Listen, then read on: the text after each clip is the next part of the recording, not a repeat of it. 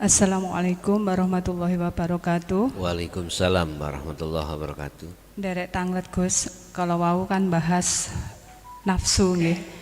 Ketika niat kita tidak menghadap Allah adab, berarti ini saya misalkan kita itu masih di fana ya, kadang menghadap, kadang lupa. Ketika lupa niku nopo istilahnya kita dalam belenggu nafsu. Ngaten nomor setunggal, nomor kalihipun kedudukan surat Al-Fatihah ketika kita berdoa niku mohon dijabarkan. Nggih, niku mawon kula akhiri. Wassalamualaikum warahmatullahi wabarakatuh. Waalaikumsalam warahmatullahi wabarakatuh. Apakah yang ada di golongan musyahadatul fana ketika dia lalai terhadap Allah, apakah dia tergolong golongan yang terbelenggu dengan hawa nafsu? Jawabannya secara ringkas tidak. Wala adin wala bagin innallaha ghafurur rahim. Sebetulnya di dalam ruhaniyah beliau itu enggak kepingin jatuh dalam gubangan hawa nafsu. Bentuknya tidak kepingin, pasti Allah akan menarik lagi dia ke syuhud pada Allah. Entah momennya bagaimana. Satu. Dan dua, saya katakan itu bukan termasuk golongan yang terbelenggu, karena itu proses diri seorang musyahadatul fana yang harus alami. Makanya mengapa di dalam surat Al-Ahzab Allah katakan ya ayyuhalladzina amanu dzkurullaha dzikron katsiron. Perbanyak zikir itu adalah proses perbanyak, karena ada kalanya orang yang berzikir isih lali, orang zikir masih lalai. Lebih bahaya orang lalai tidak berzikir daripada orang yang berzikir isih lalai. Ini yang kemarin kami bahas di dalam hikam ya. Apa itu? Pasal berapa itu? 57 kalau nggak salah.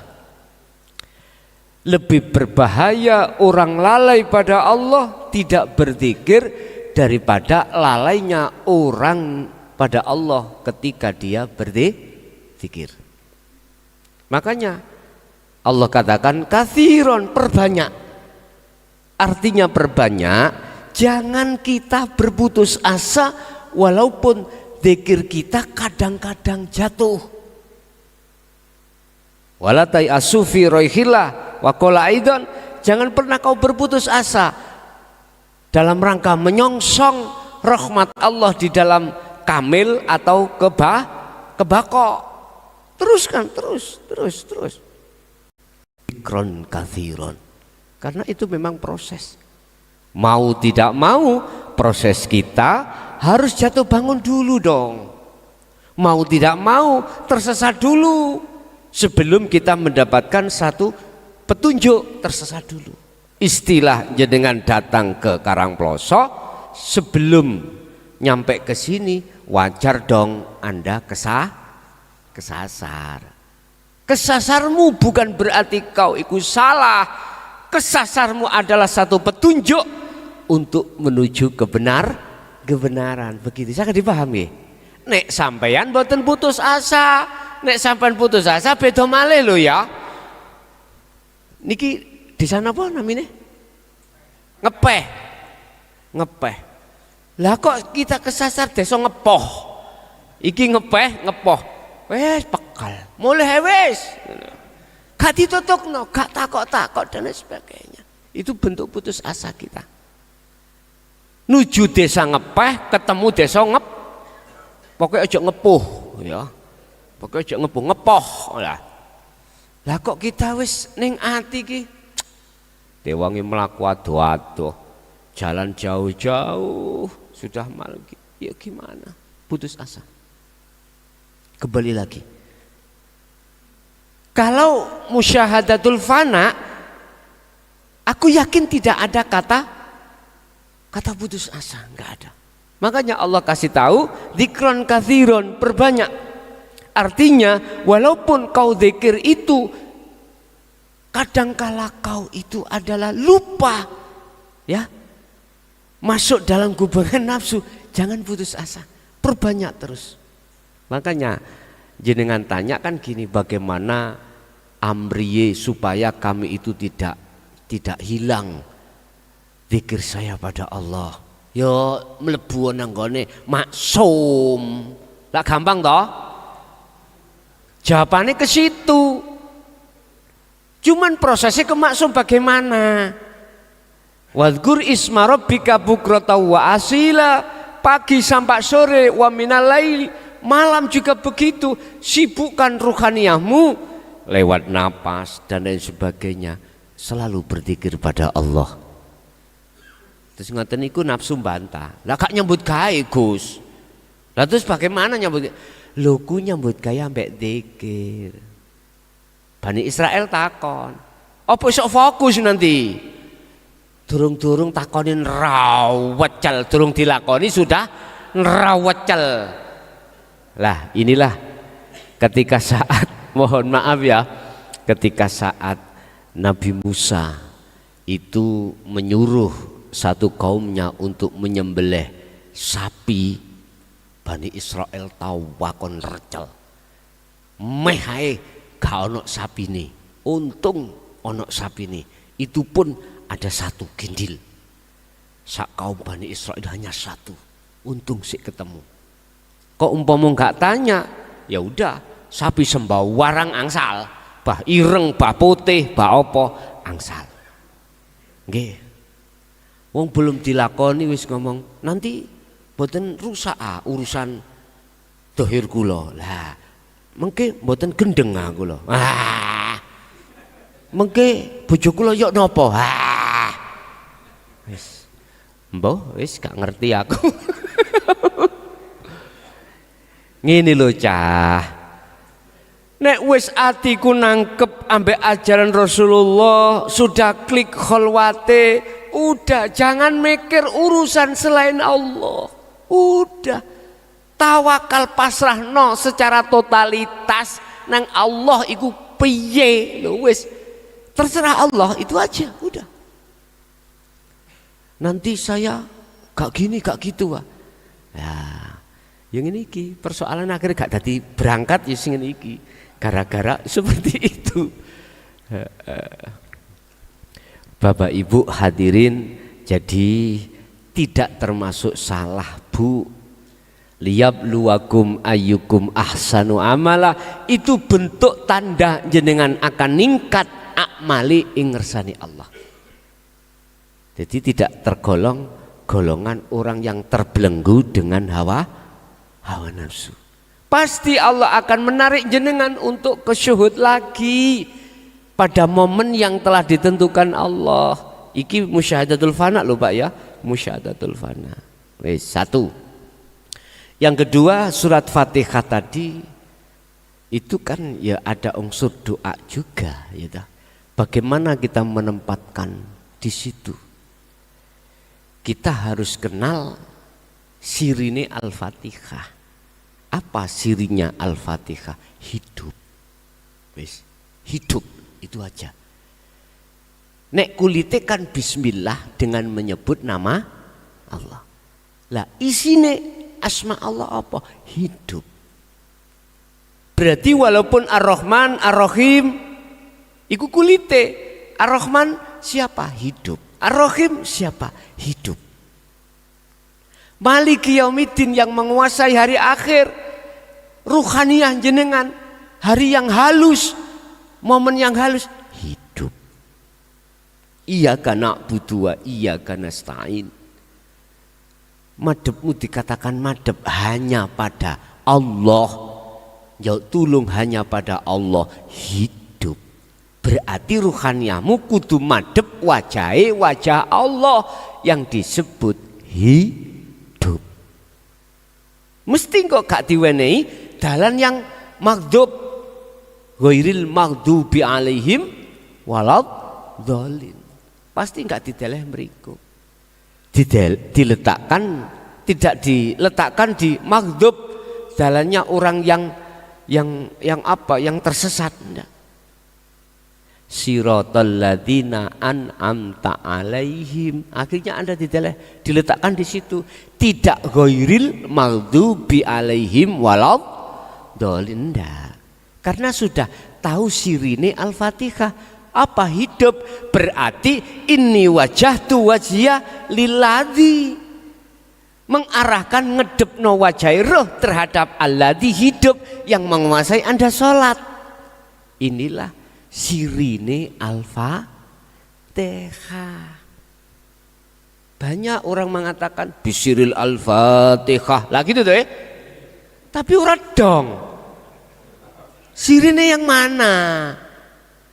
Artinya ketika Anda membaca Fatihah, ruhaniyahmu iku ma'rifaton nang urip, nang Allah. Loh, otomatis Anda harus kembali ke asal.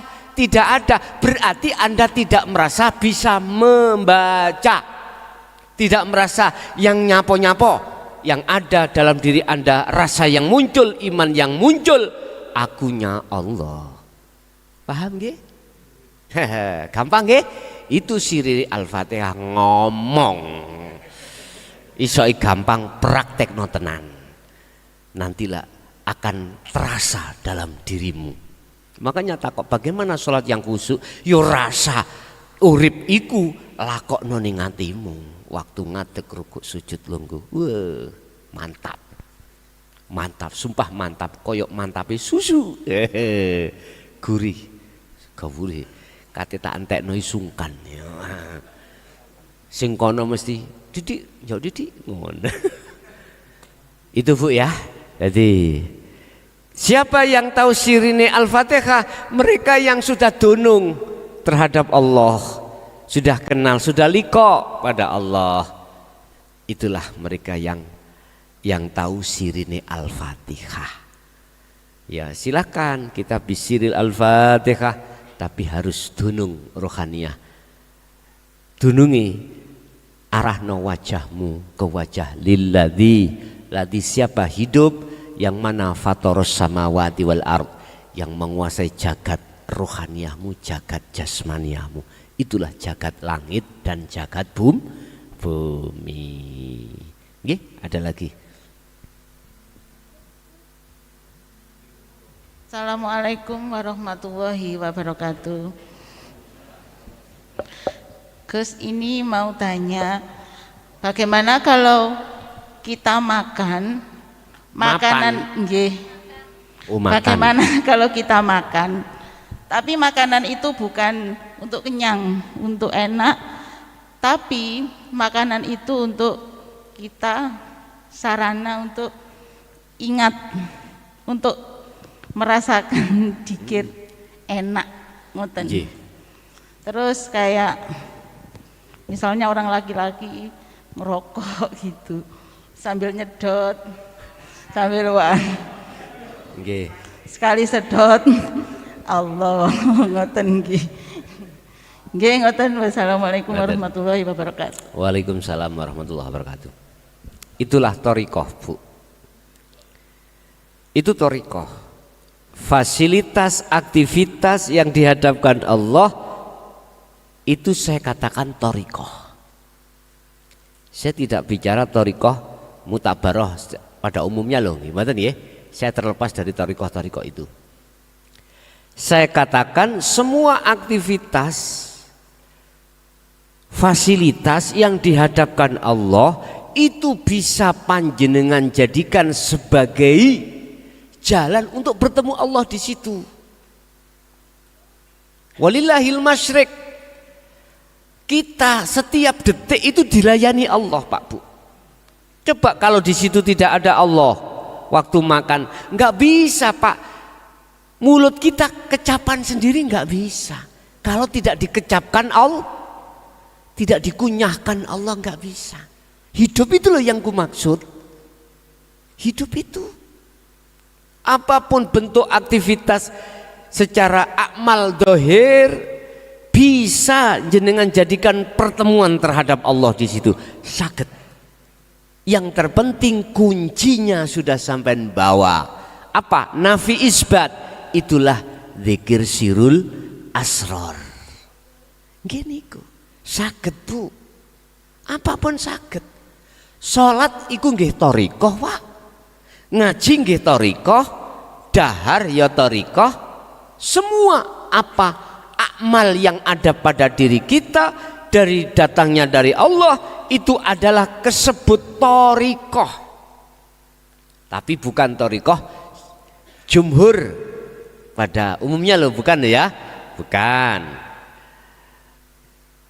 Sing penting jenengan iku ruh kuncini ketemu Allah di situ. Mohon maaf kalau kita bertanya, umpama ono sing nyangkal, oh itu bukan thariqah Gus, bukan thariqah yo ini, bla bla bla bla bla bla. Si aku tanya, kita ilmiah ya, kita bicara ilmiah. Aku tanya, Rasulullah Muhammad dulu itu thariqahnya apa? Meneng, njegigrek kayak ugeg-ugeg. Kaiso jawab.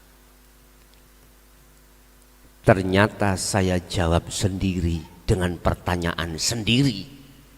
Semua aktivitas yang terjadi pada beliau apapun tanpa kecuali, beliau senantiasa bertemu Allah di situ. Sholat tahajudnya dijadikan thariqah. Sholat 5 waktunya dijadikan thariqah. Lah kalau sebelum Isra Mi'raj beliau thariqahnya apa? Cara menyembahnya bagaimana? Lah gitu loh. Ini pertanyaan yang semakin dewasa, Pak. Semakin dewasa. Kalau sudah Isra Mi'raj, sholat, nyembahnya Rasulullah lewat sholat, nah mudah anak TK bisa jawab. Nah, sekarang pertanyaannya apa? Caranya bagaimana Rasulullah menyembah Tuhannya Allah sebelum Isra Mi'raj? Millata Ibrahim Hanifah.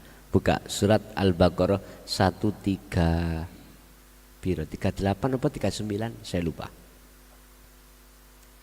Ngikuti nenek moyangnya. Siapa? Nabi Ibrahim. Semua aktivitas yang terjadi pada beliau jadikan sebagai alat lahan untuk bertemu Allah. Makanya mohon maaf nek ono sing nyalahno orang waktu macul atine temu Allah dikir, mohon maaf tak belo. Waktu meditasi nyumet haihu apa dupa disalahno tak belo dengan catatan awakmu gak ngundang setan, dengan catatan awakmu betul-betul zikir dengan membawa sirul asar bertemu Allah. Monggo mboten masalah. Kadang bukan dupa Pak, menyan Arab dicampur kayu garu. Suasana cek anu sakral. Meniku tonggone sing gak paham, penyembah berhala. Nyun sewu, kalau ruhaniyahnya itu berangkatnya itu untuk likok pada Allah, suluk wusul sirul asar, tak belo. Bener itu. Allah tidak melihat hal-hal yang seperti itu, tergantung jenengan memakai model yang bagaimana, medianya terserah. Bahasa thariqah di dalam mutabaroh ini ikut yang sir A, B, C, D silakan. Sing penting bisa likok usul datang Gusti Allah. Lewat jalan mana bisa Pak. Gak usah jenengan di thariqah itu benerno thariqah nyalahno thariqah wong liya, jangan. Ojo bos, iku gak apik bos. Engko malah mempengaruhi sulukmu wusul nang Allah. Enggak lekas-lekas. Wow, kalau enggak toriko saya enggak muktabaroh. Mohon maaf. Sing kono ya gitu ngomong gitu. Wis sudah ono. Ayo sing rukun kabeh iku dalan kenek liwat disilakan, sing penting tutuk nggon. Tutuk nggon. Nggih. Wis gak usah dipermasalahno sing liwat jalur Syekh Abdul Qadir Jailani, sing lewat jalur macam-macam ya. Wis sing penting rukun. Justru kerukunanmu itu akan terjawab ketika sudah ada di tempat. Artinya sudah sampai. Gak mungkin sampai nek wis sampai membahas yang wis dalan enggak wis menikmati apa yang ada di depan itu. Bah sing pakai dalan lewat etan, lewat kulon, bahkan sing lewat ekstrim nggak apa-apa, silahkan. Ekstrim itu dalan sing dibenci oleh masyarakat.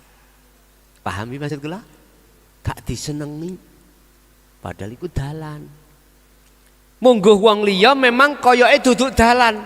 Karena ini apa? Rawa-rawa. Tapi bisakah Anda lewati? Bisa. Nanti kalau sering Anda lewati maka terbentuklah dalan setap. Baru ngomong oh iya dalan. Padahal sebelumnya terjadi setapak itu bisa Anda jadikan sebagai jalan untuk sampai pada tujuan. Wis ayo sing rukun ngono lah. Bah sing agama iki agama itu, bah sing toriko ini toriko itu, gendero ini gendero itu. Wis sekarang sing khilaf ditutup. Ayo fokus bagaimana caranya bisa wusul ing ngersane Allah. Gak usah gegeran. Gegeran terus, aku yakin gak akan wusul. Suluk sampean gak akan wusul. Sudah, ayo kita pikirkan bagaimana suluk kita itu bisa wusul cepet ing ngersane Allah sebelum jenengan kali kula sedo. Iku ae lho wis. Bah sing mlebu thariqah kae, bah thariqah kae sebabano. Pun. Jadi makan bisa Pak Bu jenengan jadikan sebagai thariqah jalan bertemu Allah. Kita beraktivitas itu sebetulnya 1 hari 1 malam tidak 5 waktu toh. Lainnya waktu banyak. Sehingga itu loh asale sholat kan 50 waktu. Bukan 5. Pemahamannya adalah aktivitas kita sehari semalam gak 5 waktu. Banyak waktu banyak. Aktivitas makan, aktivitas minum, macam-macam wis. Gunakno aktivitas itu untuk menghadap bertemu Allah gitu loh bos maksudnya. Ya begitu. Wis sak mampu jenengan lah. Kalau kita ditaruh di fana, yo ojo njaluk gede wak wong fana kok. Kalau kita ke kamil baru, apalagi ke bako. Sing penting ayo dimanfaatno apa potensi pada diri kita. Caranya kita nggak terlalu beban, mengalir aja. Apa kata Allah? Aku di telefona kejungkel-jungkel, iku yo karepe sapa? Ngoten mawon. Tapi zikron kathiron, satu sisi zikir terus diunggahno mutune. Nanti akan ke kamil ke bako begitu. Nggih, ada lagi?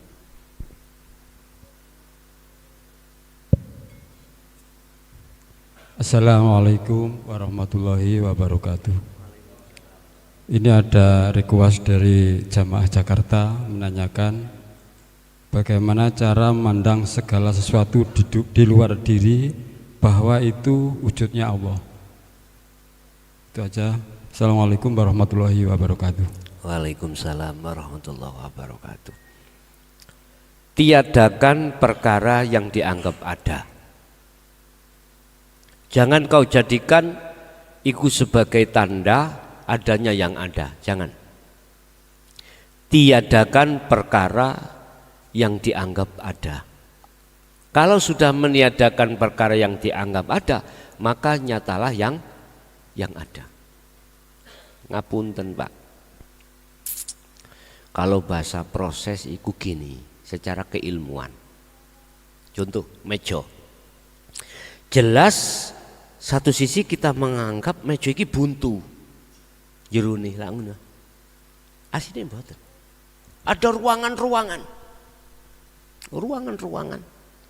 yang di situ ada iki yo bukan longan iki, bukan di dalam meja niki lho, pori-pori. Ini kita melihatnya tidak bisa kasat mata dohir langsung, nggak bisa, harus butuh satu alat, maksudnya ketika kita meniadakan perkara yang diadakan, maka yang kosong itu jadi isi. Artinya yang tadinya kita nganggap kosong ini akhirnya berisi. Ini dalam ilmu kejawen, kosong itu berisi, berisi itu pemahamannya di sini. Lah, untuk bisa meniadakan perkara yang diadakan adanya, nafi isbat, kita harus terus mengulinakkan, membiasakan untuk berzikir su'aul basiroh, merasakan, mengimani tidak ada sesuatu apapun yang berperan, tidak ada sesuatu apapun yang wujud, tidak ada sesuatu apapun yang apapun kecuali Sang Yang hidup itu. Itu caranya. Tiadakanlah perkara yang dianggap ada, yang adanya diadakan. Kalau itu sudah Anda tiadakan dengan cara jenengan sirul asror, otomatis muncul dengan sendirinya adanya yang ada itu dalam dirimu. Dengan sendirinya wis.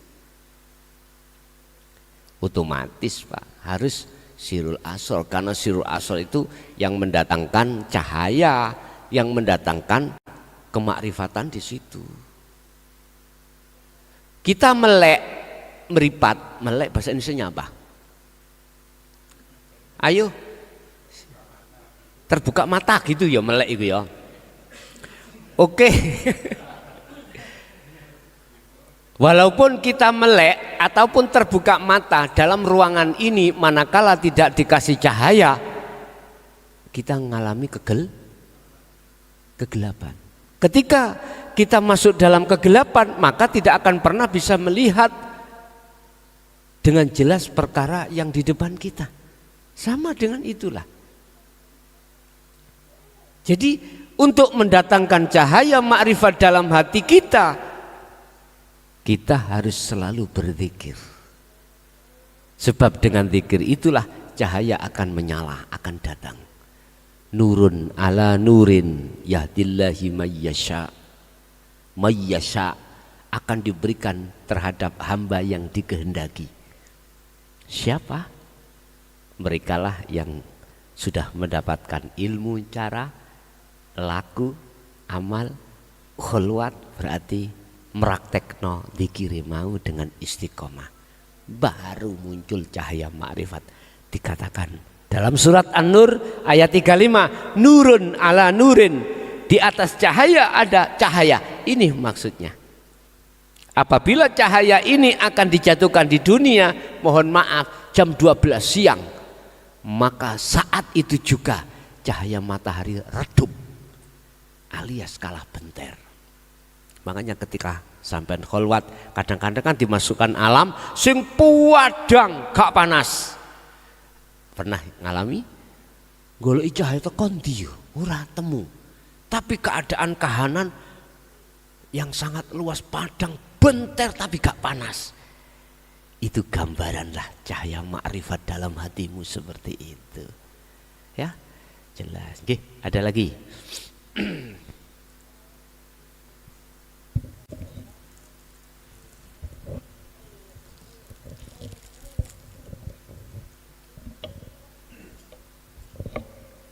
Bismillahirrahmanirrahim. Assalamualaikum warahmatullahi wabarakatuh. Waalaikumsalam warahmatullahi wabarakatuh. Masalah ruh masuk ke alam lahut.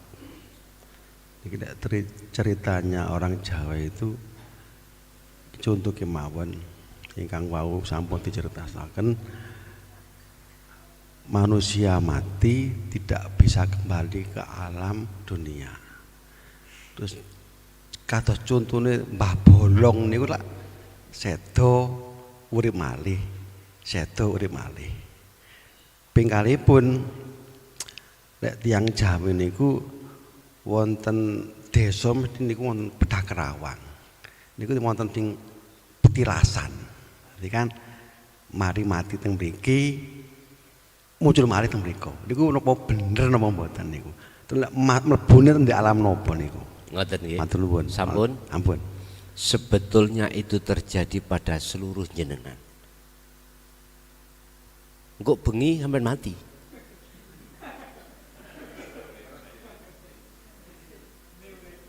Bentuk syariati disebut tilem, tidur.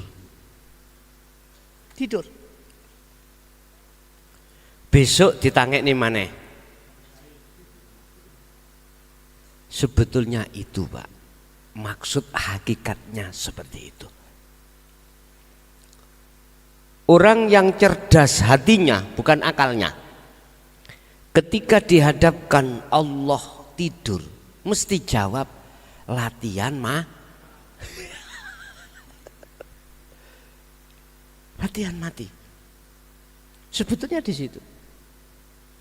Orang yang cerdas hatinya itu hanyalah orang yang sudah menerima ajaran Rasulullah dan mengikuti Rasulullah. Itu yang ku maksud. Bukan cerdas akalnya loh, nggih. Cerdas hatinya. Cerdas hatinya. Pertanyaannya terhadap Mbah Bolong misalnya, apakah memang itu terjadi? Wong kita umat kan jari ini. Nggih? Jari ini. Tak jawab bisa terjadi. Semestinya itu adalah jawabannya terhadap diri kita. Sebetulnya itu berbentuk kita tidur, dibangunkan, tidur lagi dimatikan, dihidupkan lagi, dibangunkan lagi, ditidurkan lagi, dimatikan lagi. Bila mana itu dulu memang terjadi, sebetulnya itu maksud sebenarnya adalah jenengan diposisikan Allah di dalam maqam musyahadatul fana. Lali eling, lali syariate turu tangi.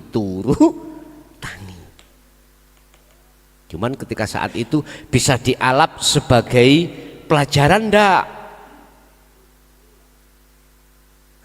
Sama dengan kejadian Al-Halat, kejadian Sesiti Jenar. Kita kan semuanya jari toh ya. Jari siapa? Pelem. Pertanyaan, apakah memang terjadi secara fisik? Nah gitu toh. Sebetulnya itu pelajaran, Pak. Pelajaran. Pelajaran yang bagaimana? Mengandung pelajaran yang bagaimana? Enggak ada hak yang namanya manusia mengatakan anak Allah. Al-Anbiya 29. Kantun menempatkan posisinya anak itu siapa? Kalau sampai menempatkan posisi anak itu di surat Al-Anbiya ayat 29, jelas syirik. Nggak boleh. Sebab belum kefanaan selain Allah. Tapi kalau sampai letakno Al-Anbiya ayat 25 boleh, karena sudah kefanaan selain Allah. Ngono lho bos, maksudnya itu. Gak moro bahasane dibunuh. Enggak. Mengandung pengertian pelajaran nafi isbat di situ. Al-Khalat kan gara-gara mengatakan ana al-haq, la fi jubati illallah. Saya adalah Allah. Di dalam diriku tidak ada kecuali Allah. Lah gitu toh. Berhubung mereka yang belum melakukan nafi isbat, mesti menuduh al-khalat yang berkata.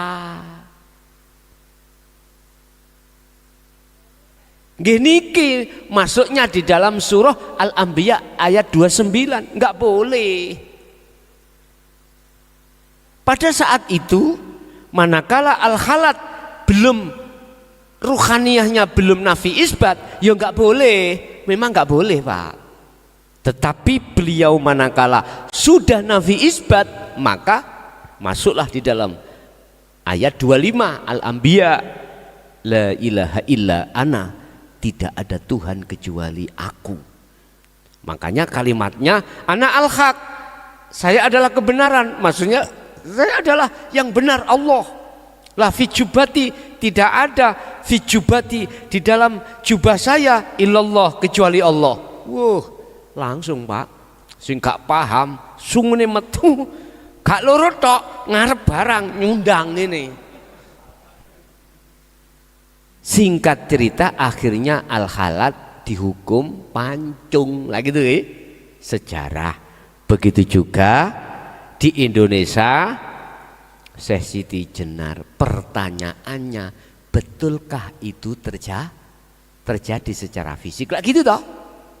Kita kan taunya toko film. Gini Pak, jawabannya yang paling pasti. Miturut keterangan penjelasan di film sing bunuh kan Raden Said atas dasar perintah dari sunan yang lain. Lah gitu toh. Yang terkenal Sunan Kalijaga.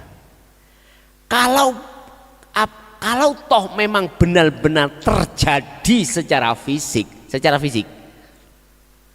mohon maaf, kalau Raden Said atau Sunan Kalijaga terkenal itu betul-betul kekasih Allah, dan atau mohon maaf Syekh Siti Jenar itu kekasih Allah, maka secara de facto, secara dohir, horizontal nggak terjadi.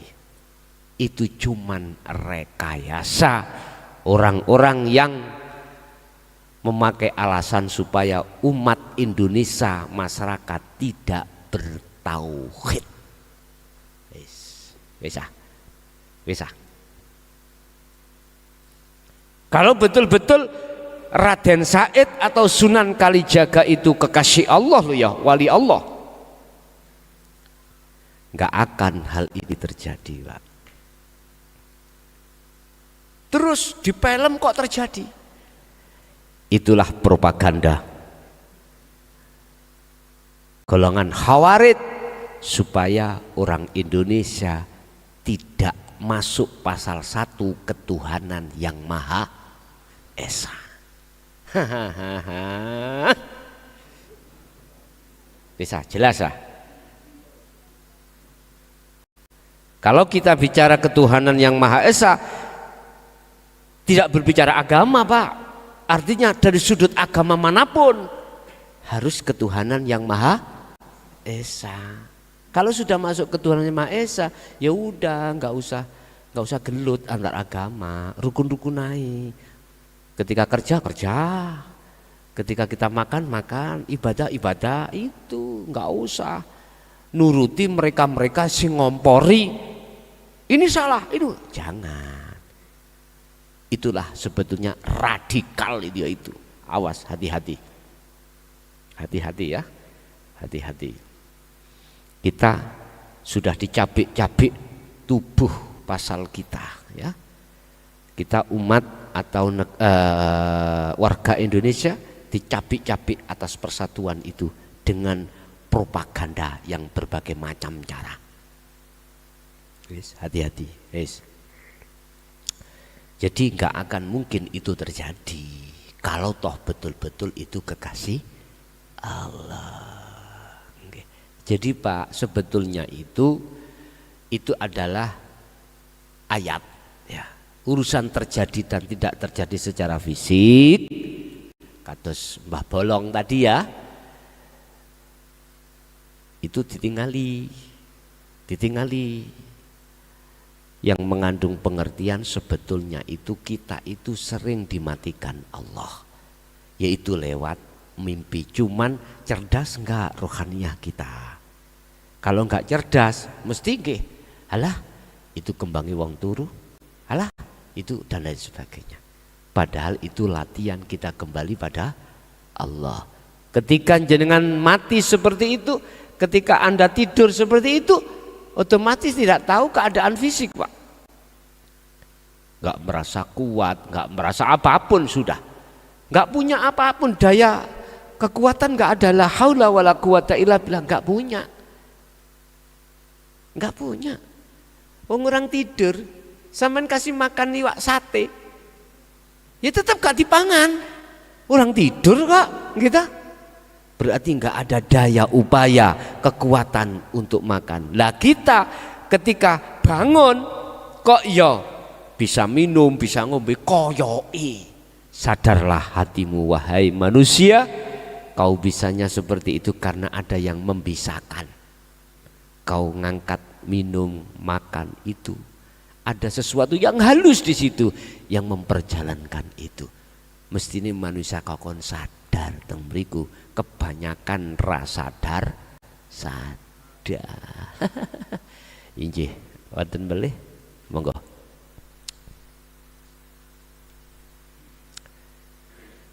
Iki di luar dikasih waktu mboten?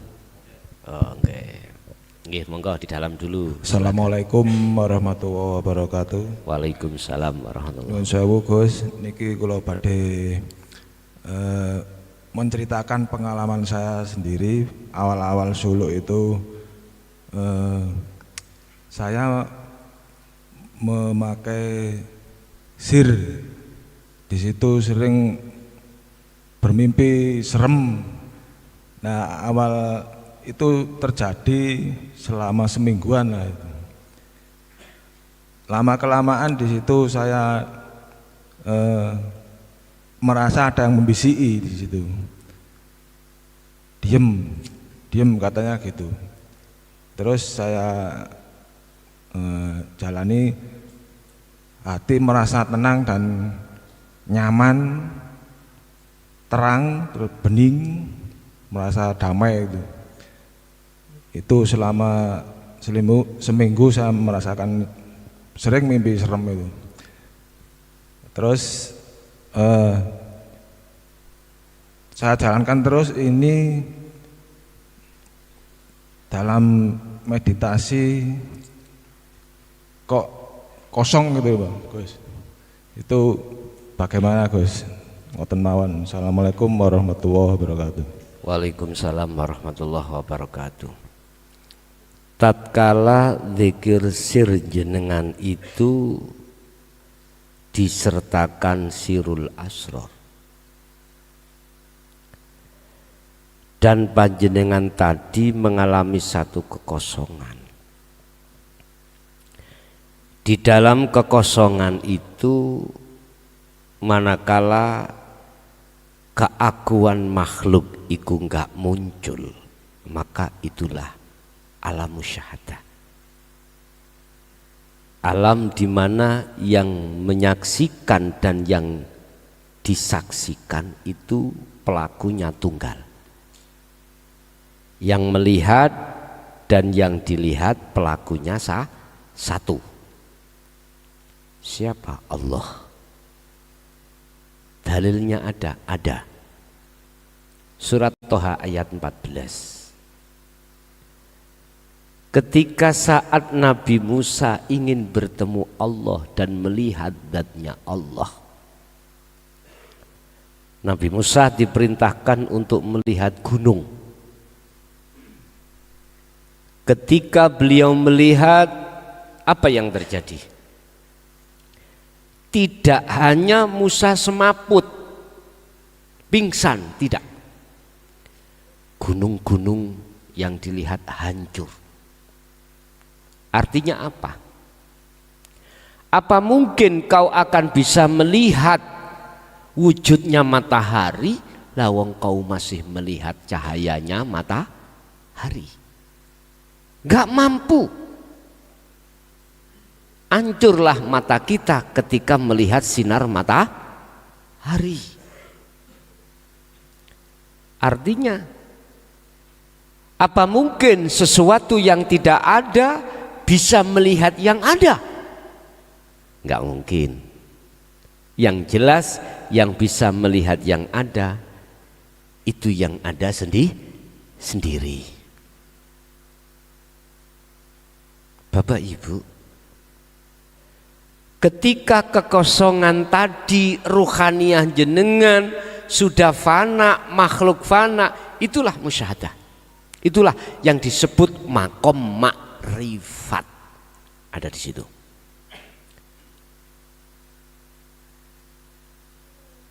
Tandanya apa? Kembali pada ruhaniyah kita. Gambarane ning ati sampean iku sudah tidak pernah tampil sang berperan itu selain daripada Allah. Sudah tidak ada. Itu gambarane.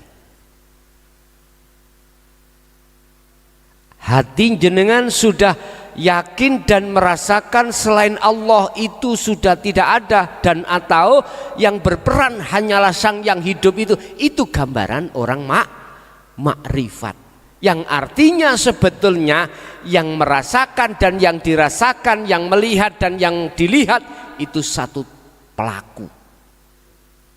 Innani, sesungguhnya saya, ana yo saya iku Allah, sing disebut Allah.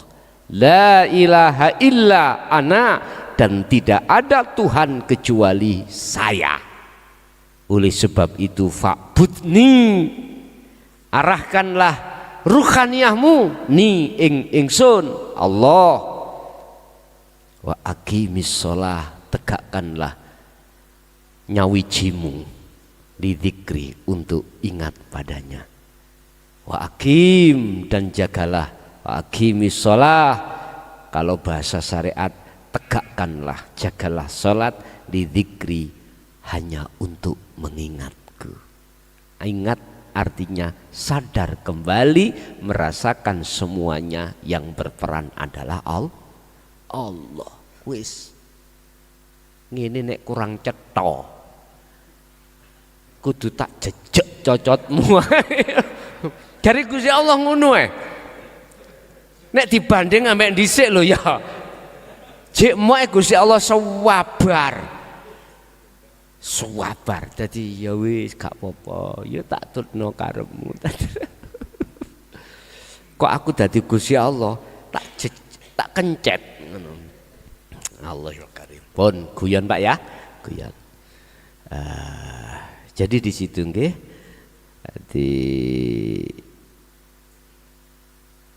tetapi kalau ketika saat kekosongan itu keakuan kita masih muncul, berarti itu ada di alam mukasafah,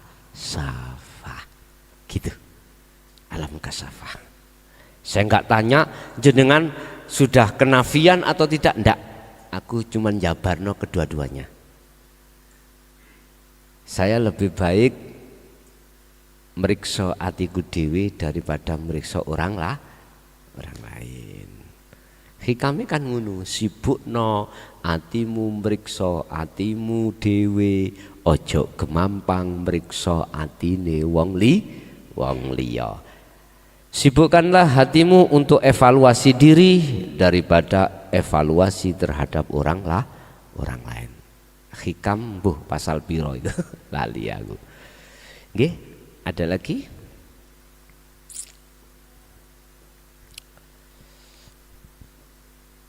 Yang di majelis silahkan. Kalau masih ada monggo, sebelum kita melangkah monggo. Ada, silakan Bu.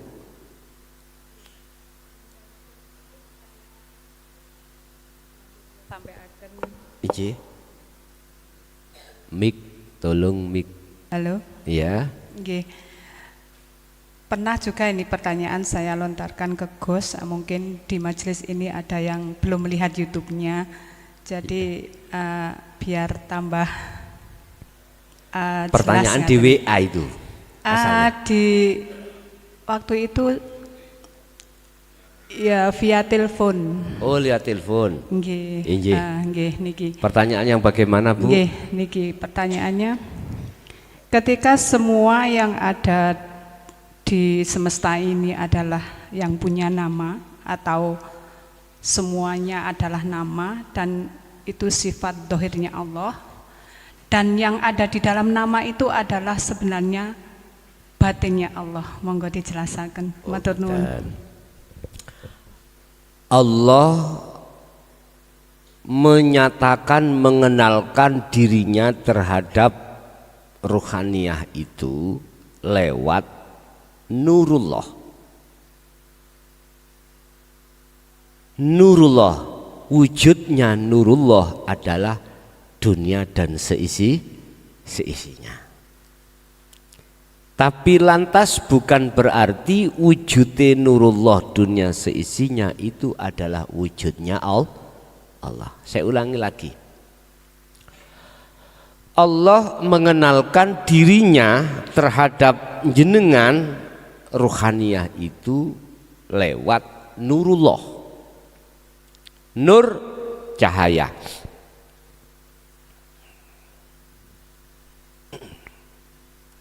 Kalau gosok nggih. Oke. Wah, keliru. Wis gak wani aku. Mboten keliru. Mboten apa, Pak?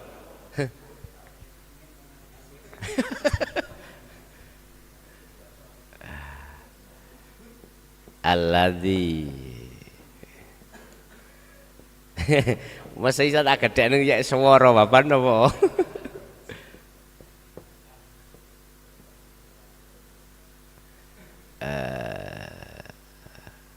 Ma fis samawati wal ardi.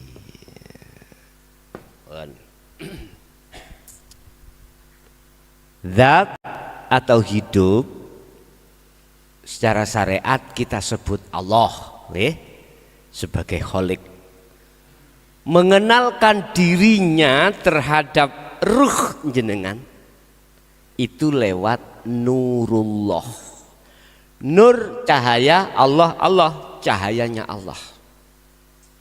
Wujud cahayane Allah adalah ma fis samawati wa ma fil ardi wal ardi. Dunia dan seisi, wujudnya dunia saisine inilah nurullah. Tapi bukan perkara wujudnya dunia dan seisinya, itu wujudnya Allah. Aku ngenalno wujudku nanggone hambaku lewat nurku. Wujudnya nurku disebut nurku, dunia saisinya. Tapi bukan perkara wujudnya dunia seisine iku wujudku. Gak bingungno pelajaran iki. Mboten. Engko nek wis ketemu nafi isbat. Nek dereng panggih, dereng ketemu nafi isbat nggih, secara ilmiah nggih ngeluh.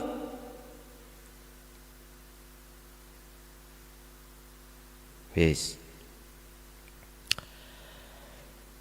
Lah isane ketemu wujude Allah, balik ke teori nafi isbat. Ilangno iki.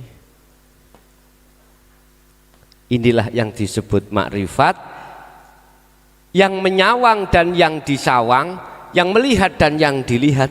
Ya ini tok wis. Makanya bahasane surat Toha ayat 14 kan innani anallah, tidak melibatkan siapapun. Wis. Jenengan pengen tahu wujud aslinya matahari, jangan dilihat cahayanya. Kalau jenengan melihat cahayanya nggak mampu. Mata dohir ini. Sebetulnya ini alam bisa dijadikan pelajaran untuk kembali pada Allah. Makanya dulu Pak, orang-orang Jawa dulu makrifat pada Allah itu lewat alam. Kok maca Quran sing saiki bismillah ngene enggak. Langsung alam. Untuk mengenal Allah lewat alam. Saya sarujuk dengan hal itu. Untuk mengenal Allah berbagai macam cara. Tidak hanya saklek. Kudu lewat iki. Enggak. Luas Pak. Luas bagaikan lautan tanpa bertepi Pak. Bagaikan lautan tanpa bertepi. Bapak Ibu hadirin jamaah rahimakumullah. Ya cahayane iki sampean terobos. Sampean ojo ndelok ngarepe cahaya. Sampean harus melihat belakangnya cahaya gitu loh. Artinya fanakan dulu rasa iman selain Allah itu ada. Baru engkau akan nyatalah wujudnya Allah itu. Itulah yang kusebut nafi isbat. Paham nggih? Lah terus bisa jadi saya katakan sebagai wasilah jenjang atau proses jenengan iki nafi isbat sebagai proses. Artinya cahaya nur iki nurullah iki sebagai proses sampean. Inilah bentuk innalillahi wa inna ilaihi rajiun. Bisa rajiun kalau ini sudah tiada. Sudah ditiadakan. Baru rajiun wis dikatakan rajiun. Secara fisik memang kita gembul dengan nurullah, oke. Tapi ruhaniyah kita jangan gembul fisik. Jangan gembul nurullah. Tiadakan nurullah. Sampai harus masuk pada zatnya, pada hidupnya. Baru Pak. Ingat, wa nakhnu aqrabu ilaihi min hablil warid. Ayat ini bagaimana? Aku ini lebih dekat daripada urat nadi. Ini bagaimana ayat? Hidup itu yang tidak ada batas. Aqrabu min hablil warid, lebih dekat daripada urat nadi. Tiadakan urat nadi, tiadakan semuanya. Baru nggak ada jarak. Itulah ahad. Caranya Yasu'aul basiro, sampai harus sampai ke ainul basiro. Baru cetha teng mriku pun. Oh gitu. Lah untuk ke ainul basiro, yo tegangan tinggi su'aul basiro digedhekne. Baru ketemu ainul basiro. Begitu Ibu. Nggih. Wonten melih?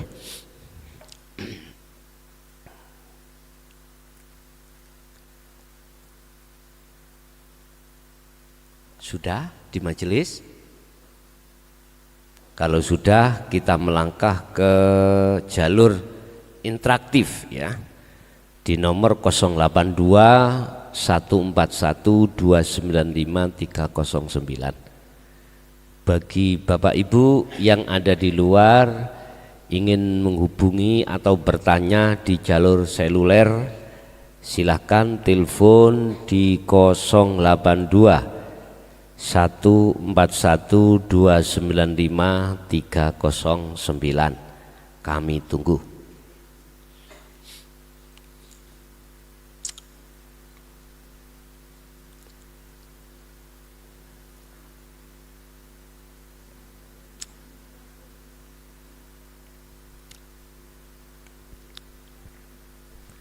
Ya, yang sudah masuk bisa kita terima. Assalamualaikum. Waalaikumsalam. Iya, dari mana Bapak? Saya dari Bekasi, Pak Kiai. Bekasi. Monggo yang ditanyakan langsung. Saya itu sering mengikuti lewat YouTube. Memang boleh dibilang pemula karena belum lama gitu. Tapi setelah saya ikutin terus, setelah saya ngikutin artinya udah sampai tingkat Suarul Basiro. Akhirnya setelah ngikutin kajian Pak Kiai ini, pada saat kita ngikut kajian-kajian lain yang tingkatnya itu syariat, kok jadi nggak suka, artinya kayak gimana gitu. Apakah itu bukan termasuk kesombongan? Gitu ya. Iya, satu. Yang kedua ini Pak Kiai. Yang kedua juga jadi semangat apa ya? Semangat hidup. Artinya tidak seperti kemarin memang merasa tenang, tapi tidak semangat. Artinya ya kita udah mengalir begitu, kayaknya begitu. Jadi muncul kesemangatannya itu ya nggak ada. Jadi ngikutin apa ya gitu. Jadi kayak apa itu yang dinamakan pasrah.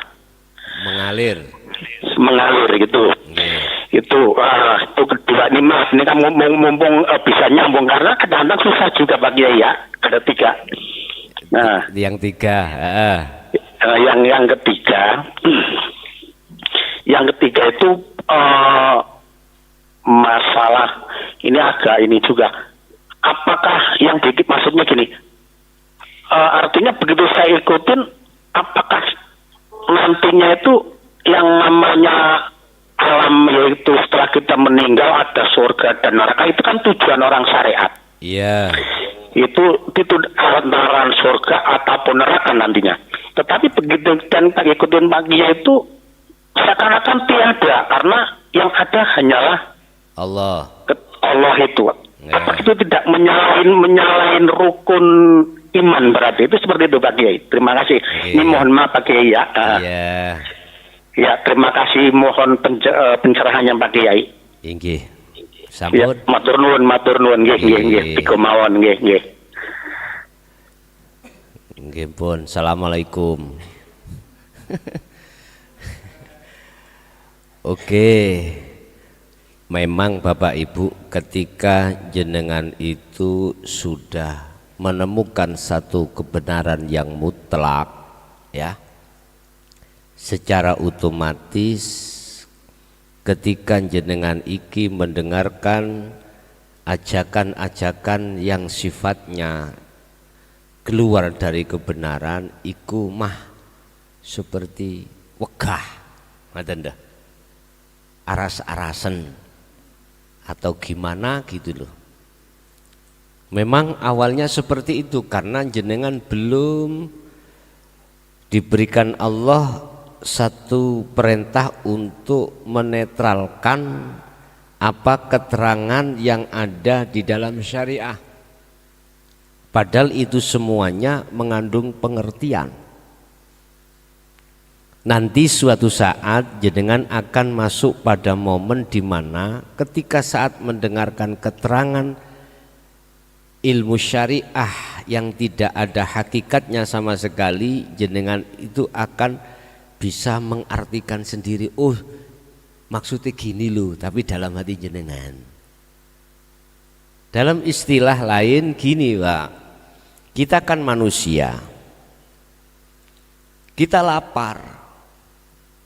Terus di situ kita dihadapkan pari atau beras. Apa mungkin langsung sampai makan? Tidak. Padahal sampai niki lapar. Mestinya kita kupas dulu, kita seleb, terus kita masak itu beras. Sebelum masak kita pususi, kita masak. Jadi nasi baru kita makan. Oleh karena belum bisa memproses, maka bilangnya gini, aku bukan ayam, kok didui pari, res. Kalau didui nasi, nyantol langsung, iya saya lapar, harus saya makan. Inilah apa yang kuterangkan tentang dinul haq laksana. Lho nasi sate mangapo cangkemmu leken enak. Oke.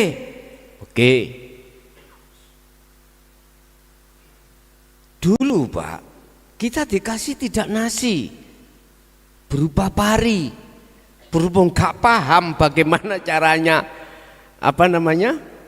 memasak, ya nggak akan mungkin jadi nasi. Nggak tahu carane. Laksana saya Tarsan, nggak ada yang pernah mengulang atau memurui, mengajari saya bagaimana caranya beras jadi pari jadi nasi. Nggak tahu Pak. Yo saya makan aja lah sak kulitnya. Akhirnya tidak baik bagi perut saya, melembung terus. Akhirnya berdedek gede. Ora iso ngentut, akhirnya loro. Ya udah, karena tidak tahu kita. Ya kalau ayam, Mbak, Allah kasih alat sendiri di dalam perutnya. Ya. Laksana seperti itulah. Jadi pertama-tama memang apa yang saya berikan itu laksana sudah jadi nasi, tinggal makan. Nanti jenengan diproses Allah untuk tidak memakan mentah-mentah padi itu. Nanti jenengan dikasih Allah pelajaran, dibimbing Allah bagaimana bisa mengerti maksud di dalam muhakamah atau syariat ini. Akan tahu itulah yang kumaksud Al-Qur'anul Qadim, Pak. Wis mboten napa-napa, tidak apa-apa untuk sementara jenengan bersikap seperti itu manakala mendengarkan kajian-kajian yang di luar tasawuf. Sampai iku kayaknya rasa-rasen karena tidak mengandung sama sekali pembimbingan rohaniah. Enggak apa-apa, ini dijalani aja. Nanti suatu saat jenengan ditaruh Allah di momen jenengan tidak seperti itu nanti. Seiring dengan berjalannya terus menerus jenengan iki berzikir pada Allah dalam kholwatnya. Satu, nomor dua tentang tawakal yang sebenarnya, ya. Di situ yang dimaksud tawakal yang sebenarnya itu sudah melepaskan seluruh apapun yang tadinya kita merasa. Dengan ketakwalan sampan kali kula mung dateng yang benar-benar kita pasrahkan, disitulah akan memunculkan satu faedah yang dimaksud nrimo ing pandum. Pasti di situ. Ini hanya bisa dilakukan dan dirasakan oleh golongan-golongan yang memang sudah mengerti proses nafi isbat, Pak. Jadi nggih leres, mengalir aja, itulah bentuk takwa sebetul-betulnya. Ujung-ujungnya nanti jenengan masuk dalam nrimo ing pandum. Jadi enggak ada keganjalan, gerunjalan utawi protesan hati terhadap Allah, enggak ada. Itulah yang disebut tawakal yang sebenar-benarnya tawakal. Yang terakhir apa tadi? Apakah kalau kita sudah makrifat Allah di situ tidak menyalahi rukun iman di dalam syariat tentang surga dan neraka? Gini Pak, surga neraka kan makhluk toh Pak ya, makhluk. Saya katakan makhluk karena yang ada menciptakan yaitu Allah. Loh sampai iki kan endingnya kan ke Allah bukan ke makhluk. Loh. Terus ketika sampai di Allah ada pertanyaan, apakah tidak menyalahi rukun iman? Di dalam hukum syariat ada 6 itu. Oh enggak. Karena apa? Hakikat sampai niku ke Allah. Sekalipun secara dohiriah sampai iku di surga. Ya sama dengan di dunia ini loh Pak. Secara syariat jasad sampai niki di dunia, tetapi secara hakikat rohaniah sampai niku di akhirat. Enggak jauh berbeda dengan ini, enggak. Amantu billah wa malaikah. Kuncinya hidup. Billah kehidupnya, malaikah hidupnya. Kan maksud daripada rukun iman yang ada 6 secara hakikat kan diakhadiahkan. Kalau diakhadiahkan berarti endingnya siapa? Hidup. Termasuk surga, hidup. Neraka, hidup. Terus perkara gaib, hidup. Perkara enak, takdir gak enak, hidup. Urusan diletakkan surga manakala jenengan ketemu Allah, nggak panas Pak surga Pak. Buktinya mana? Ketika kita di dunia ini datanglah takdir yang gak enak. Apa? Macam-macam pokoknya gak enak. Bisnis dirusak, teman, akhirnya kolab. Apapun dah yang gak enak miturut pandangan manusia. Sakit, tidak sembuh-sembuh. Tapi manakala rohaniahmu itu jatuhnya di wilayah hidup Allah, pasti tidak akan pernah protes. Akhirnya nerimo ing padu. Itulah neraka jadi dingin buat Anda. Dingin. Bojo ngoceh-ngoceh. Bojo nguaplokan. Nah, sampai duduk di wilayah hidupnya aja. Nanti akan jadi dingin. Ya naru kuni bardau wasalaman ala Ibrahim. Tapi ojo ditiru secara fisik. Gusti Allah kan dawuh, "He geni ademo kanggo kanggo Ibrahim. Walaupun sifatmu iku panas. Takdir gak enak dilokno bojo panas enggak sifatnya Pak? Panas Pak ning ati. Lho. Garwa sampean gak belanjani sakwulan, biasa sakwulan 3 juta Pak, dibelanjani namung 1.000. Panas Bu. Panas. Tapi bisa ini jadi dingin. Ya, matur suwun ya. Sampean belanjani 1.000 sak wulan. Tapi mungkin jenengan ojo ngeroweng nek tak kei iwak uyah. Enak to ya, nanti iwak uyah kremine mati kabeh. Lho penak kok langsung kaya apa duit 100 iki sak wulan lho, aja ngono sih. Nek ati duduk nang nggone wilayah Allah, ya niku wau panas dadi adem. Gambarane secara fisik kaya dene Nabi Ibrahim dibong oleh Raja Namrud, tapi genine gak panas sebab dikongkon adem dening Gusti Allah. Senajana api itu sifatnya panas. Dilokno wong sifatnya panas enggak? Panas. Jenengan dilarani orang lain sifatnya panas enggak? Panas. Api memang itu. Nafsu amarah. Api.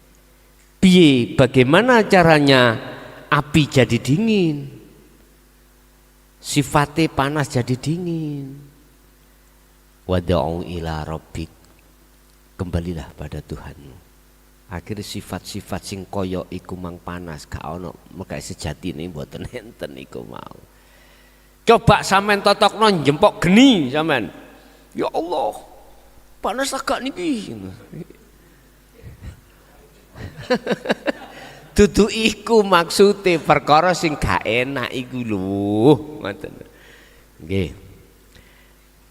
Jadi tidak Pak, tidak akan gap dengan rukun iman yang ke-6 surga dan neraka manakala kita itu sudah mengahadiahkan hidup di dalam 6 perkara itu tadi.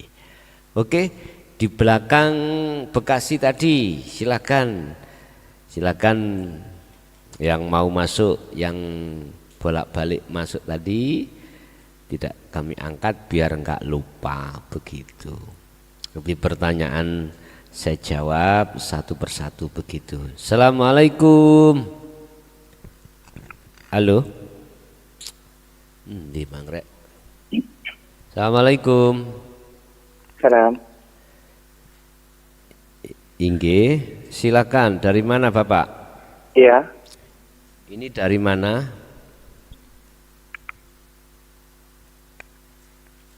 Assalamualaikum.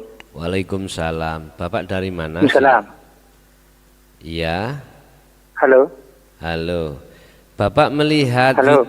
Bapak melihat YouTube Salam. enggak?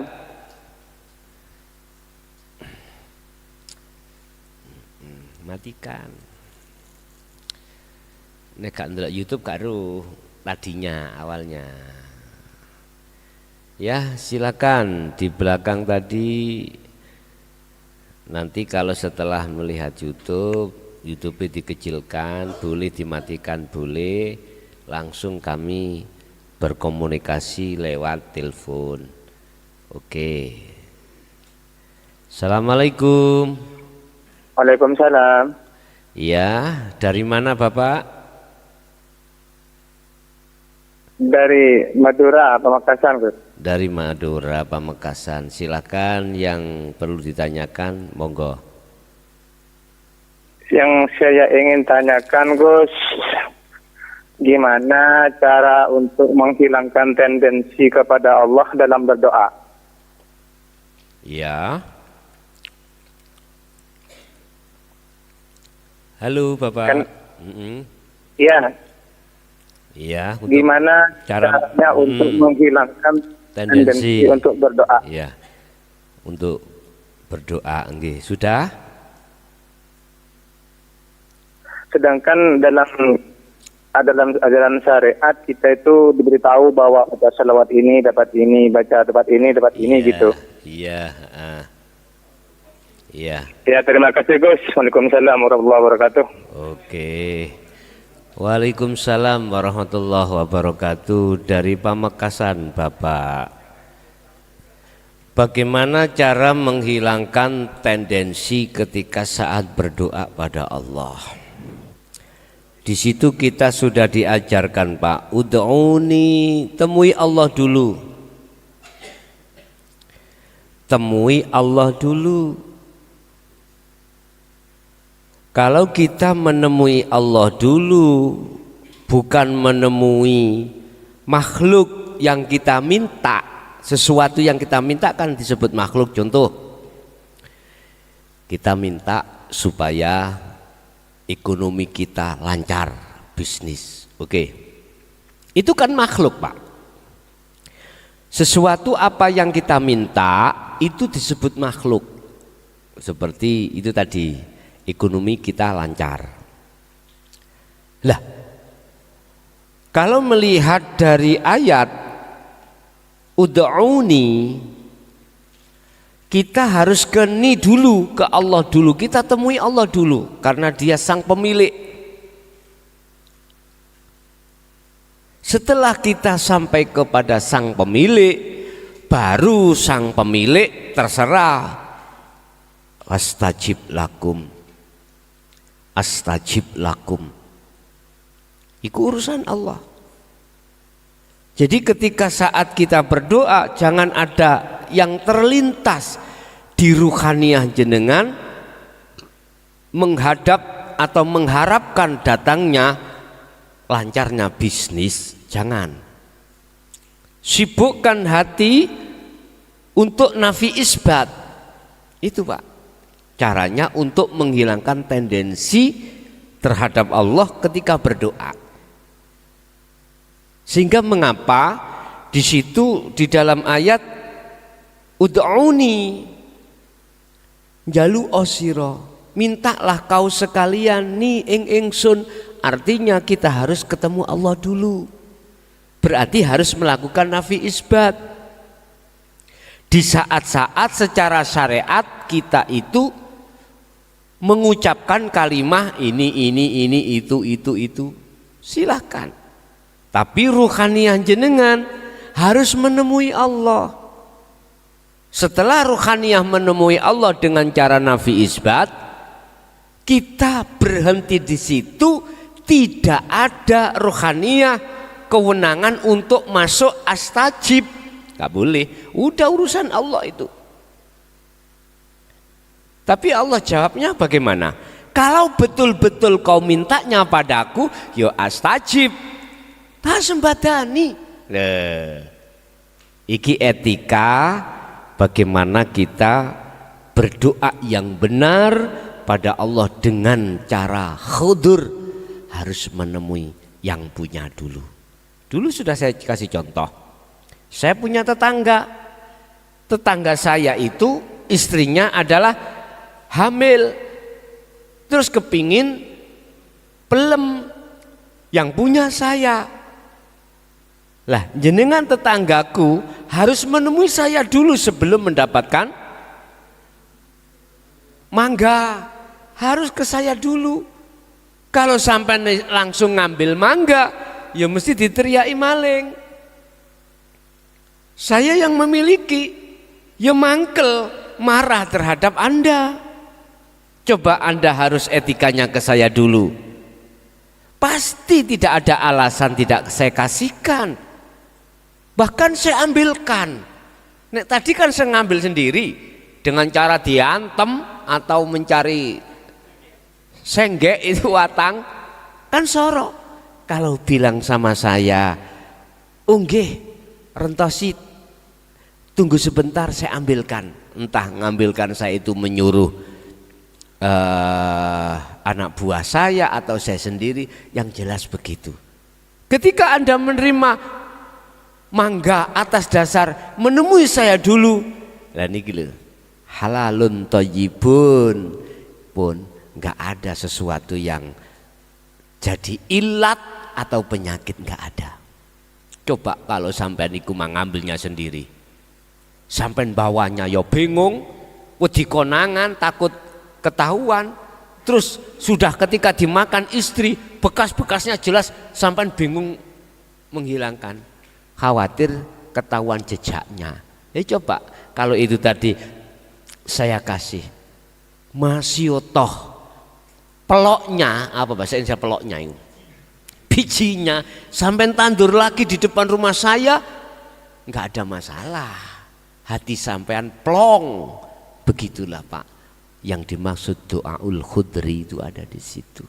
Etika kita menemui Allah dulu, urusan dikasih atau dikasih itu kita berhenti, itu haknya Allah. Tapi Qur'annya astajib. Kalau betul-betul kau menemui aku dulu, mintanya padaku, ya astajib, saya kasih. Begitu. Okay. Ada lagi mungkin dua penelpon lagi ya yang bisa kami terima, silakan. Tadi sudah masuk berapa tadi? 2 ya, Bekasi sama Madura. Mungkin yang lainnya kami persilahkan.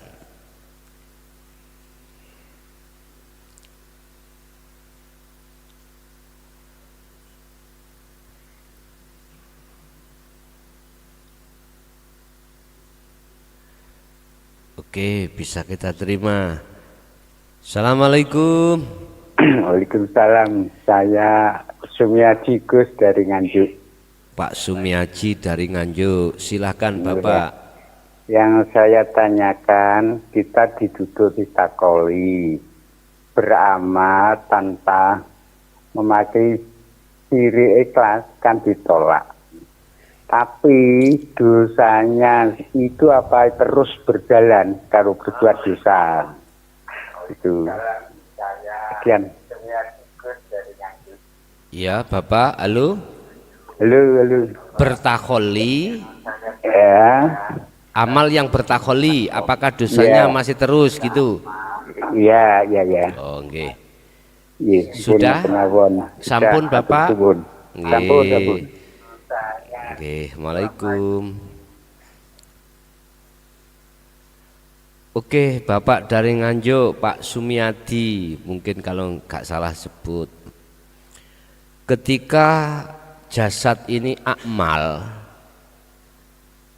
atau melakukan sesuatu perbuatan, terus akhwal keadaan rohaniah kita itu ada di takholli. Apa takholli itu? Merasa keakuan diri hamba yang datang, yang melakukan. Oke. Di belakang sekali lagi yang sudah bergabung saya terima. Assalamualaikum. Waalaikumsalam, Gus. Dari mana? Dengan Hamid dari Pekanbaru, Gus. Pekanbaru, Sumatera nih ya? Iya, ya Sumatera dari Riau. Iya, silakan yang ditanyakan Bapak. Mau menanyakan ini Gus, pertama sekali terkait dengan menurut syariat kan anjing dan babi itu najis mughalazo. Iya. Bagaimana menurut pandangan secara hakikat? Iya. Itu yang pertama. Yang kedua, saya sering mengikuti kajian Gus walaupun tidak dalam kondisi live streaming hampir setiap malam, tapi masih mengalami kesulitan dalam menjalankan sirul asrornya. Iya. Pada saat dalam kita melakukan sholat wajib itu bagaimana kita memposisikan diri atau menafikan diri terhadap ruh yang ada di dalam diri ini, bagaimana caranya Gus? Saya masih mengalami kesulitan. Iya. Dan kami ada beberapa orang yang sering sharing, sering mendengarkan kajian Gus. Iya. Hampir setiap hari. Terima kasih.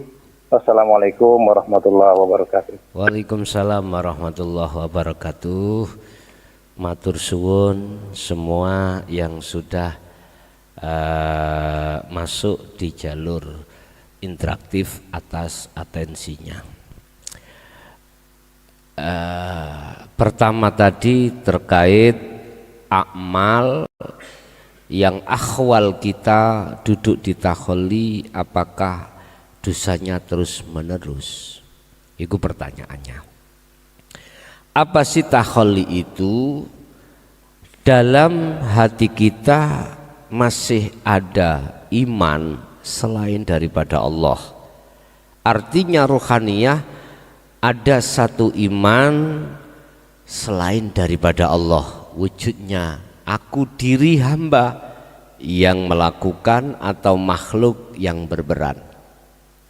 Bapak Ibu, kalau saya tarik dari sisi syariat oleh karena kelas, ya enggak apa-apa.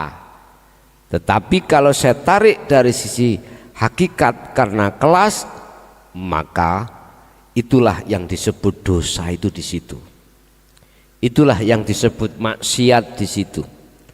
Hubbud dunya khoti'atun kabiratun. Bahaya maksiatnya ruh yang seperti ini pada Allah lebih besar daripada maksiatnya secara fisik miturut pandangan hakikat. Kalau pertanyaannya itu apakah selamanya akan jadi dosa? Memang apapun selama yang kita lakukan ruhaniyah duduk di takholli, itulah Pak yang kumaksud dalam satu ayat, seseorang yang menyembah terhadap selain Allah. Yukhati'unallaha walladzina amanu wa ma yahda'una illa anfusahum wa ma yash'urun. Tapi enggak terasa kalau kita itu memungsuhi Allah, enggak terasa kalau kita itu telah mengadakan satu kemakaran terhadap Allah. Bapak Ibu jamaah rahimakumullah, tetapi jangan khawatir hal ini akan dimaafkan atau diampuni pada Allah manakala kita mengadakan taubatan nasuhan. Bentuk taubatan nasuhan kita adalah kembali kepada iman yang sebenarnya. Apa? Imannya hanya pada Allah. Jalannya lewat mana? Dinul haq. Nah, satu. Yang kedua dari Pekanbaru terkait masalah anjing dan babi secara syariat sudah maklum Pak, nggak usah dibahas sudah. Cuman mengapa kok diharamkan? Mengapa di situ kok ada najis mughalladhah? Ya toh? Apa alasannya kok ini diharamkan? Bapak Ibu, kita tarik dari sisi hakikat, sebetulnya itu kelakuannya awak dewi. Ulaika kal an'am balhum adhal. Kelakuan ruhaniah kita sebetulnya itu. Makanya di dalam tubuh kita ruhaniah itu ada segumpal darah, segumpal daging. Manakala daging itu baik, bagus, maka baguslah semuanya. Manakala ini indah alias rusak, maka rusaklah semuanya. Itu di situ. Berarti apa yang dimaksud daging itu adalah kolbin, hati. Apa yang dimaksud hati? Ruh. Keadaannya, ahwalnya, kelakuannya ruh, ahwal, keadaan. Lah, keadaannya ruh itu tadi kolbin zahidin au kolbin rohibin. Kembali ke situ. Kalau kita kolbin rohibin, maka rohibin itu berarti ruhaniyah yang jadi hambanya nafsu, budaknya hawa, yaitu akhirnya muncul hadas mughalladhah. Mughalladhah itu tidak hanya hadas kan ada 3, mukhaffafah, mutawasithah, mughalladhah, berat. Laksana kita itu tidak cukup hanya membasuh dengan air saja, harus ada campuran tanah. Itu maksudnya kelakuannya awak dewi Pak, ruhaniyah ini sering memunculkan mughalladhah pada Allah. Ulaika kal an'am, mereka itu kal an'am, bahasanya sederhana, kal an'am rojo koyo. Balhum adol, bahkan lebih, berarti anjing dan babi lah, gitu lah. Bentuknya apa kita ruhaniyah kita kelakuan ini? Menyembah selain Allah. Itulah najis mughalladhah. Makanya bahasa syariat mengatakan syirik, dosa yang paling besar.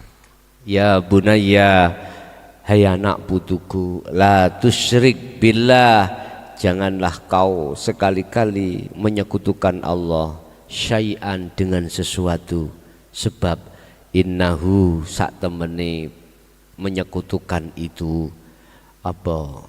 Fa inna apa? La tusyrik billah,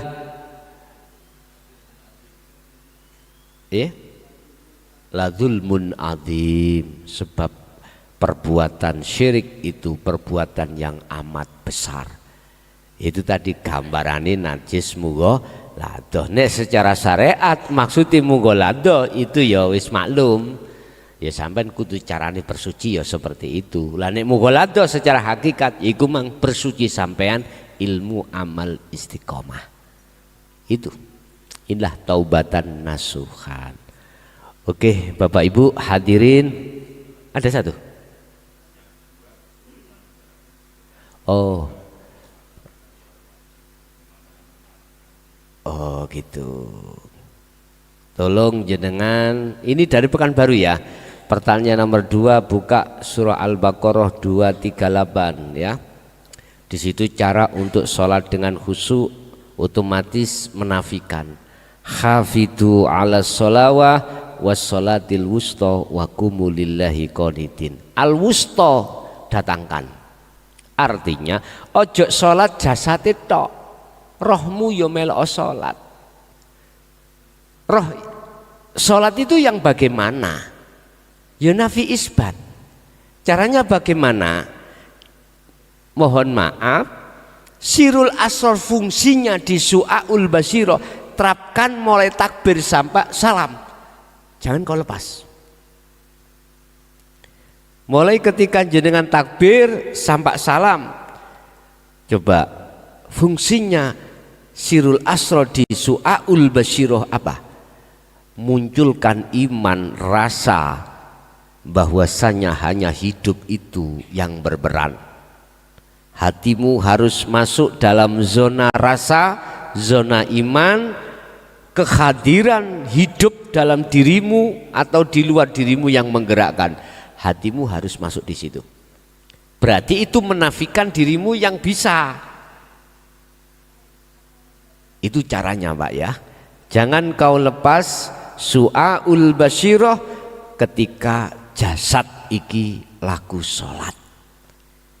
Nah, itu cara untuk nafi dan isbat itu di situ. Makanya dalam surah Al-Baqarah 238 kan perintah wassolatil wusta. Niki nek cara bahasa syariat wusta niku tengah, berarti sholat asar. Bukan itu maksudnya. Al wusta tengah adalah ruh. Ruh. Hatimu sholat juga, jangan jasadmu aja. Caranya bagaimana? Ya dengan sirul asrar di fungsi su'aul basyiroh. Kumandangkan terus hatimu su'aul basyiroh. Bukan disebut su'aul basyiroh, enggak. Dirasa, diimani, siapa ya yang mendirikan saya, merukukkan saya, siapa ya? Wes macam-macam. Kalau hati sibuk di su'aul basyiroh ketika saat sholat, pasti akan Anda bisa menemukan wakumu lillahi qanitin. Qanitin tutupane ayat ini, qanitin itu khosyiin, khusyuk. Berarti khudur nang Allah. Akhirnya dijawab surat Al-Mu'minun ayat 1 dan 2. Qad aflahal ladina amanu qad aflahal mu'minuna alladina fi salatihim khasyi'un. Sungguh bahagia, sungguh damai, sungguh anteng, sungguh nikmat orang-orang mukmin yang mereka itu salatnya khusyuk. Lah, apa nanti gak lupa rakaatnya Gus? Lah apa kok takokno? Lakonono ae lho sik. Wis gak usah di situ masalah mengurai rakaatnya keliru atau tidak, bacaannya keliru atau tidak. Udah sing penting lakonono sik, engko dadine piye. Jikalau toh nanti akan lupa akan rakaat, udah nggak ada masalah. Karena fokusnya, nikmatnya, rohaniyahmu bercengkrama dengan hidup itu. Biasane ngoten. Tapi jangan khawatir, sing penting ojo dadi imam. Ojo dadi imam di masjid, di musala ojo. Karena posisi makmummu kok bingung ngono. Kalau memang kadung nikmat bertemu Allah, Allah melupakan jumlah rakaatmu. Makmummu subhanallah, subhanallah. Sampai melebu sapa sing delok sing maca subhanallah nang Allah malah tambah senggama. Ya sakno, ya kasihan makmummu gak mari-mari salat mau. Nggih, itu Bapak Ibu ya, matur suwun semua yang sudah masuk, walaupun ini masuk oleh karena memang keterbatasan waktu kita, mohon maaf yang atensi masuk di telepon belum sempat kami terima. Awal sampai akhir semua apa yang diberikan Allah jadilah satu ilmu yang bermanfaat, barokah terhadap kita dan anak putu kita ila yaumil qiyamah. Lahumul Fatihah.